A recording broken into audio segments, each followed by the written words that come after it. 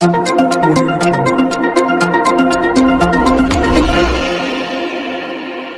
Police સ્ટેશનમાં નોંધાયેલા 4 ઘરફોડ ચોરી તેમજ એક વાહન ચોરીના ગુનાઓનો ભેદ ઉકેલી કુખ્યાત આરોપીને પકડી પાડતી બેસ્તાન પોલીસ સુરત શહેર. પોલીસ કમિશનર સુરત શહેર, અધિક પોલીસ કમિશનર સેક્ટર 2, નાયબ પોલીસ કમિશનર ઝોન 6, મદદનીશ પોલીસ કમિશનર આઈ ડિવિઝનના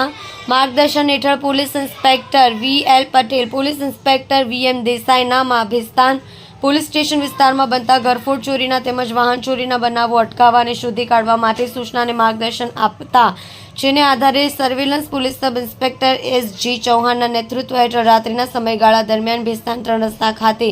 assistant head constable Digvijaysinh Ajitsinh, assistant head constable Sunilbhai Nagarbhai, assistant head constable Bharatbhai Bhimabhai, assistant police constable Brijrajsinh Digvijaysinh, assistant